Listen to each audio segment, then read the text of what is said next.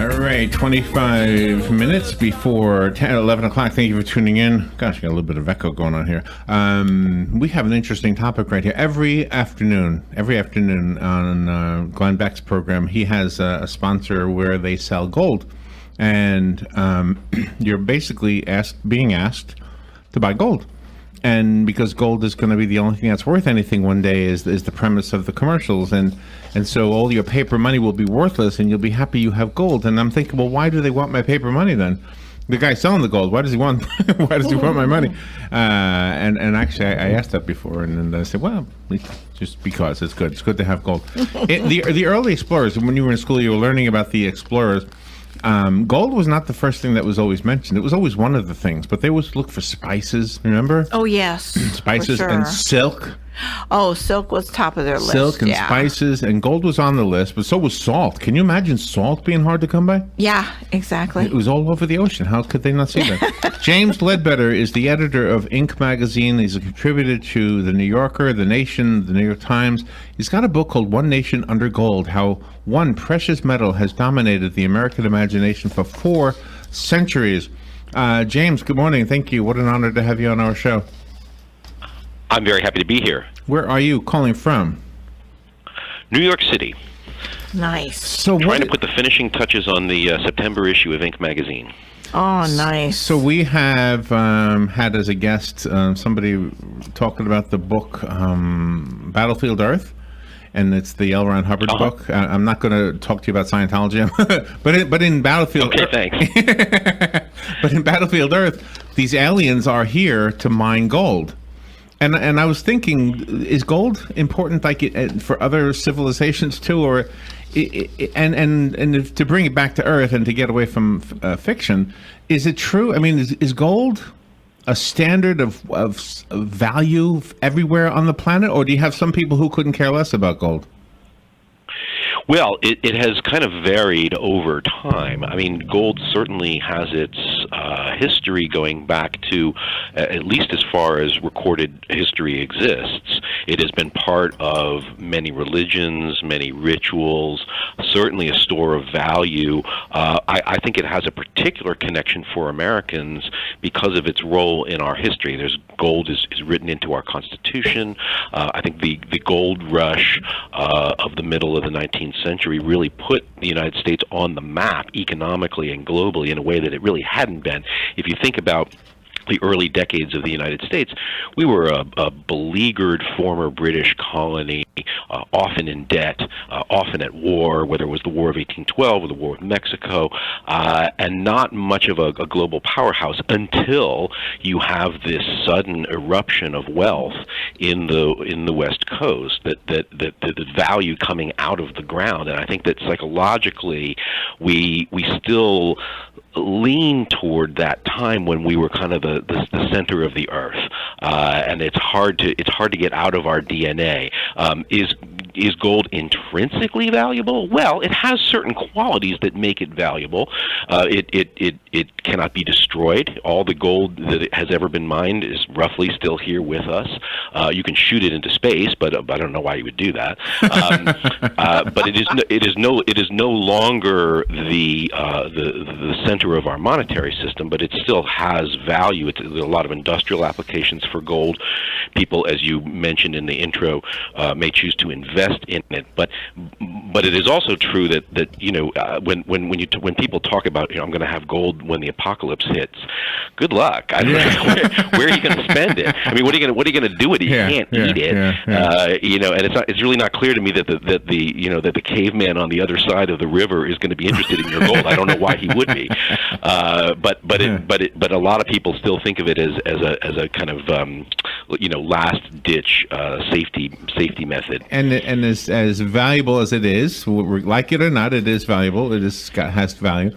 There are certain gold pieces that I'm sure there are many people who have gold jewelry, for example, that they wouldn't sell for $1 million. I'm reluctant to say that because $1 million might turn somebody's mind, but people have necklaces and rings, and they say, this is from my father. I'm never selling this. that kind of thing. Yeah. Right. I mean, I think that raises an interesting point, which is that it has both a kind of intrinsic monetary value, but also a nostalgic, psychological, sentimental value, whatever word you want to use, value that makes it special. People don't necessarily have the same attachment to pewter or aluminum or even really silver or platinum. They don't have quite that same historical resonance that remains with gold, and for that reason, it would be very difficult to gather up all the gold, in the nation or in the world.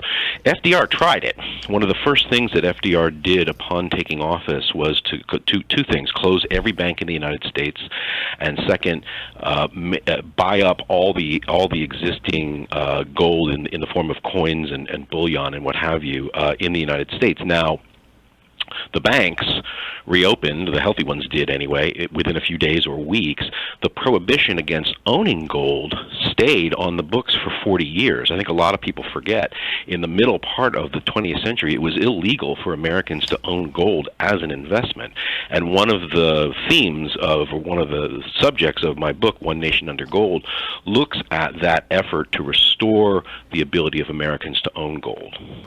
And that's really fascinating from the American perspective. But then over the centuries, with the different cultures, they use gold as ornamentation, not just for their bodies, for status, but also for the buildings that they created. Absolutely. I mean, you have gold statuary. I mean, just go visit Trump Tower. You'll see a lot of it. It's not just overseas. I mean, gold has this connection to spirituality, to religion. It's permanent. You can't destroy it, and you can understand why people would be attracted to that as something to hook our money to. The problem is that it can't really solve any of the monetary problems that we might like it to. So if you think about the worst economic meltdowns that this country has experienced in the 1870s, in the 1890s, in the 1930s, we were on the gold standard throughout that period. So the gold standard couldn't protect us from the worst economic experiences we've ever had. And if you can't do that, and it's wildly impractical to have as a monetary standard, you really have to question what the value is of having a gold standard. And that's one reason why we haven't had one for nearly 50 years. So was there ever a time when gold was like oil was? I remember hearing stories as a kid about oil ruining a farm, and the farmers had no clue that they could become zillionaires if they had just tapped into it. Instead, they would sell the farms and it's worthless. There's oil all over the place. And then later on, it turned out that they could have been millionaires. Was there ever a time when gold was like nobody got it and like nobody was really cared about it? That's a great question, and I think the answer, at least in the American experience, is never. It has always, since the moment it was found in this country, which is 1799, and I'll get to that in a second.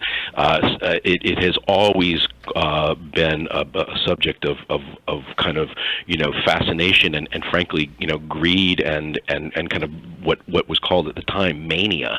In 1799, wow. A young boy on a Sunday afternoon was fishing with his sister and discovers this 16-pound rock that he thinks is really kind of cool, and he brings it home, and his family uses it as a doorstop for their barn for 3 years until a local jeweler notices it and realizes that it's a huge chunk of gold. And once this news gets out, this is early 1800s, you have a gold rush in North Carolina, and then people start mining. They find gold in Georgia.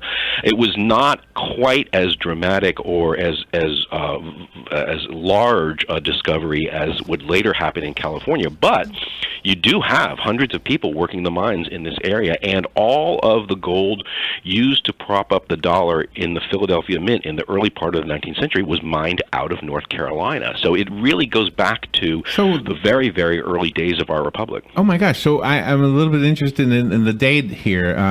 Columbus, the explorers were the 1400s, 1500s, never found gold here until 1800. I mean, they were long gone. Not in North America. That's right. Wow. You do have some discoveries in Mexico and South America, but not in North America until 1799.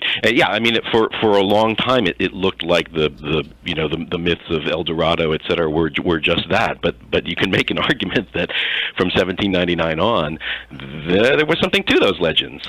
Yeah. Okay. So yeah, really. So when the founding fathers created the monetary system, the U.S. currency, they didn't really have American gold. They were using gold from Europe or elsewhere. Right. Anyway. So it's very hard for us to imagine this now because of what our economy and the dollar looks like today. But when the country was founded, there was no national currency that was legal tender. You don't get that until the Civil War. But prior to that, there were any number of things that were used as currency in this country. You could use gold, you could use silver, you could use paper money that was issued by banks or issued by states. You could use foreign currencies. It was perfectly normal to use Mexican pesos, doubloons, pieces of 8, money from France, money from England. All of this kind of crazy quilt of currency, some of which was really unreliable. I mean, the paper money in particular was notorious for becoming worthless sometimes in a matter of weeks or months after it was printed. And so, again, you can understand the yearning for a single monetary standard, and gold, has these properties that lend itself well to that system. But it doesn't follow from that gold will necessarily clean up the problems of your economy. And I think that confusion in a lot of people's minds is kind of still with us today. There is, I never did understand exactly how gold supports the dollar, and I've had guests who explained it to me, and I'm just dense when it comes to this topic. Sure. Well, I was just wondering if your book will help me with this. It sure will. I'll explain it. The most recent system, when I was growing up in the late 1960s and early 1970s, gold was in fact backing up the dollar. So the monetary system put in place after World War II is called the Bretton Woods system, named after the town in New Hampshire where this agreement was hammered out. And under the Bretton Woods system, the dollar was fully convertible to gold, and vice versa. So, and the rate was $35 an ounce. So, if you had $35, you could go to the Treasury and they would give you an ounce of gold. If you had an ounce of gold, you could go to the Treasury and they give you $35. And that was the basis for the entire, monetary system across the globe. Every other currency, the franc, the yen, the pound, the Deutschmark, was tied to the dollar at a fixed rate. So, it's a dollar standard backed up by gold. This system worked pretty well. It actually arguably worked too well in the sense that you have tremendous growth in Western Europe and Japan in the late 40s through the 1950s. But because of that growth and because of the increasingly globalized economy, you then have all of these dollars out in the world and dollar-backed securities like treasury bills that if they were all to be redeemed at that treasury window, we would have run out of gold. Even though we had amassed the largest stockpile of gold, known to mankind, it still wasn't enough for all the money that was out there. So that system ultimately collapses. And I mean, it was kind of clear to the people who were paying attention as far back as the mid to late 50s. Kennedy struggled with it. LBJ struggled with it. Nixon finally, it just became untenable, and Nixon took us off the gold standard in 1971. So today, we don't back up the dollar with gold or anything. The dollar is worth what the world thinks it's worth. It fluctuates, every minute of the day. People look at things like economic growth, the size of the economy, the federal spending. There are many inputs into the value of the dollar, but it's not intrinsically worth anything. Wow. It's just what the market thinks it's worth. Sometimes you'll find a bill that says silver certificate. on the top. And is that Yep. backed by the gold standard, or is it different? Good luck trying to cash that. Yeah, right. Those are essentially. I mean, they if they're in good condition, they can be worth lots of money because they're collector's items. But they are no longer redeemable. The laws that would allow you to actually cash those in for metal have long since been taken off the books. So that money is worth as much as any other money, unless it's a collector's item. So let's go back to the $35 for the ounce of gold. I have a question about that. If I had $35, 3 tens and a 5, and I had another 3 tens and a 5, and I traded in the second set of cash for an ounce of gold. A year later, would the gold and the $35 on the other pile still be worth the same amount, or would the gold have gained in value? No, I mean, not by very much is the answer, and this was the system. This was the system in place to maintain, in theory, a stable value for the currency. Now, in reality, there are other ways of measuring the fluctuations in value, and certainly there was, through this period, a private gold market. This is actually really interesting and is in chapter 6 of my book. There was a private market based largely in London that consisted mostly of central banks, probably some wealthy individuals, but every day gold would be traded in this London market, not in huge amounts, maybe a few $1 million every day. But the price never fluctuated very much because, again, the world's largest owner of gold at the time, the United States Treasury, was known to buy and sell gold right around the $35 price point. Suddenly, in the summer of 1960, something happens.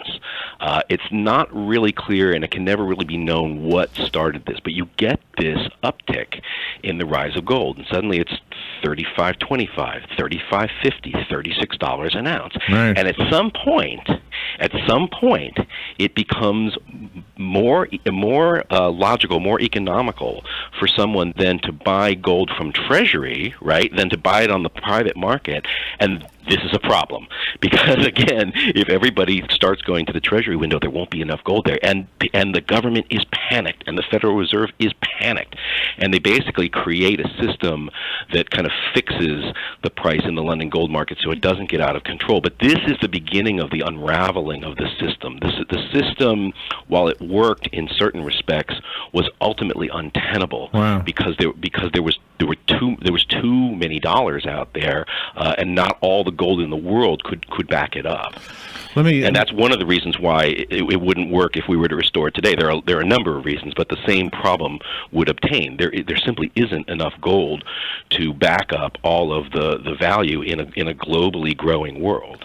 James Ledbetter is our guest. His book is called One Nation Under Gold. We need to collect a few pieces of gold ourselves. So let's play a commercial. How do you like that? Huh? But I want to come back. I have a few more questions, definitely, and we want to make sure people know how to get the book One Nation Under Gold. So when we come back, we'll have about 5 minutes to do some of those things. Let's take a break, and we'll be right back. We just have a few more minutes left with James Ledbetter. He has written the book called One Nation Under Gold: How One Precious Metal Has Dominated the American Imagination for 4 Centuries. I have a question, but I just want to say real quickly, I looked up the price of gold right now, $1,237 for an ounce. Wow. Wow. I guess I don't pay attention to gold, but that's what it is. Wow. That's a lot of money for one little piece. It's actually it is a lot of money. It was up in the $2,000 range a few years back. I mean, I think one of the things that happened when the Great Recession hit, as is often the case in economically tough times, people turned to gold as a safe haven, and because everybody was buying it, the price went up. And around that time, you begin to have debates in the Republican Party about restoring the United States to a gold standard. As a matter of fact, in the 2012 and 2016 Republican platforms, there was some language, kind of quietly, saying we intend to have a commission to study restoring a metallic value for the dollar. And this was the first time that any major political party had proposed doing this in half a century or more. Wow. So you do have this, not dominant, but certainly vocal group who are advocating a return to the gold standard. It is kind of a staple now in Republican primaries. I don't know if this is a silly question. With only 2 minutes left, I shouldn't use any questions that are silly. But what was the truth about the gold under the World Trade Center? There was some stories when the attacks happened on September 11th, 2001. I don't want to speak definitively. By the way, I am in 7 World Trade Center right this second, and I don't see any gold. But I think there's some I think there may be some confusion there. Not that many blocks from here is the New York Federal Reserve in downtown Manhattan, and in the basement of the New York Federal Reserve is actually the largest store of gold in the United States, more than in Fort Knox. It's near the World Trade Center, but I do not believe there was ever any substantial amount of gold in the basement of the World Trade Center. I think that's either a deliberate myth or a confusion on some people's part. By the way, since you are there, I want to tell you a plan we have in November. We're going to go to the Francis Tavern where George Washington had his retirement whatever party. Yes, one of the great historic buildings in Lower Manhattan. That's right near you. So is it true? Did he get drunk that night? I heard that he got drunk that night. Is that true? That could be my next book. All right. How do we get this one? I'm sorry I took some time with a silly question in the comment there. One Nation Under Gold. How do we get the book? It should be in any major bookstore, and you can also get it on Amazon.com. And you can visit onenationundergold.com, and there's a bunch of buying options there. What a cool topic. Thank you so much for sharing your knowledge with us, James. I'm sure there's lots more we can learn from the book. One Nation Under Gold. Get it wherever books are sold. Thank you, James. Thanks for having me. You're welcome. We will be right back. This is WOCA.